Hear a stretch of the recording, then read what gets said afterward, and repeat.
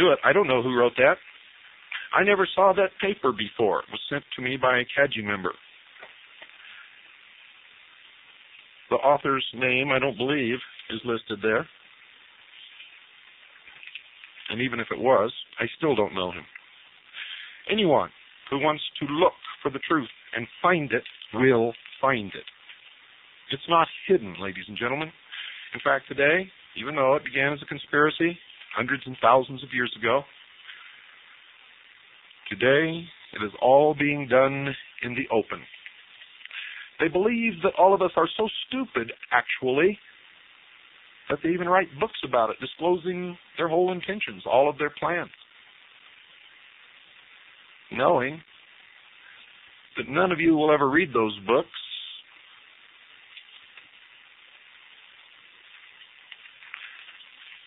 And if you did, you wouldn't believe it. And I said none of you. That's not really true. There's some of you out there who are learning, who are awake, who are struggling, who are fighting this battle with me and with Carolyn and with many others to try to save the penultimate achievement of all of mankind throughout the history of the world. And that's the Constitution and the Bill of Rights of the United States of America.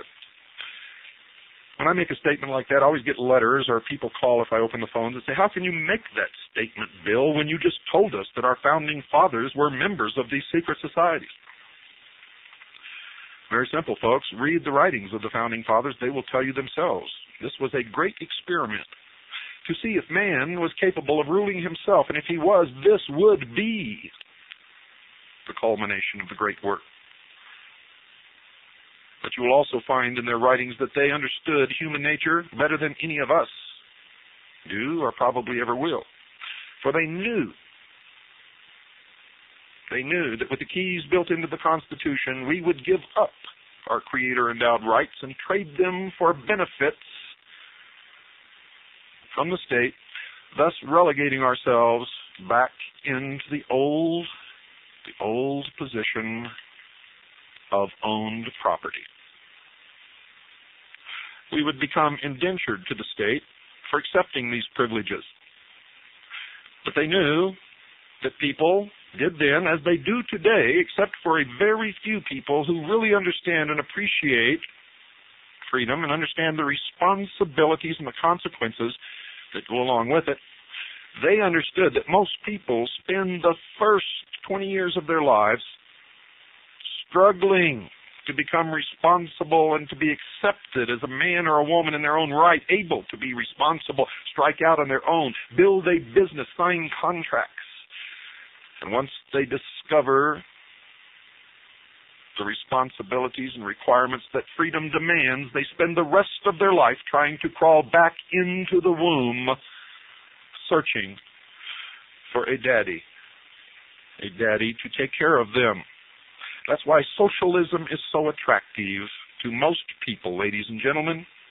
It tells them they no longer have to be responsible. Then in exchange for their freedoms, Daddy the state will take care of them.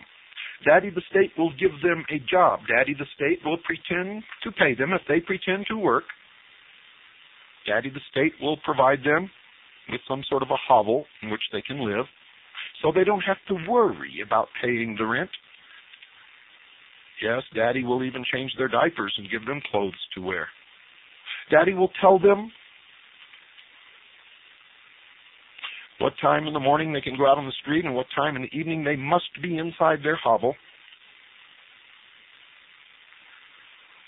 Daddy will discipline them. Daddy will make sure that there's no crime to threaten them.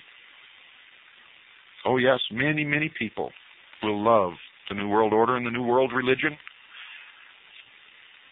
and the new world of entertainment that will be erected in place of the old Roman circus in order to keep the populace entertained and diverted. Mindless libraries will be filled with the new history books and the new politically correct dogma of the new politically correct world and the new politically correct religion And everywhere you look, you will see the symbols of the generative force, the phallus of Osiris, the representation of the old god of Babylon, Baal, Nimrod. Isis will be everywhere. You see, for Osiris is the doctrine, Isis is the church. Horus is the great body of initiates that will rule you. They call themselves wolves. And of course, dear listeners, you are the sheep, the legal and lawful prey of the wolves. A nation or world of people who will not use their intelligence are no better than animals who do not have intelligence. Such people are beasts of burden, and yes, stakes on the table by choice and consent. If we didn't love you here, we would not say these things to you. Please wake up. Good night, and God bless you all.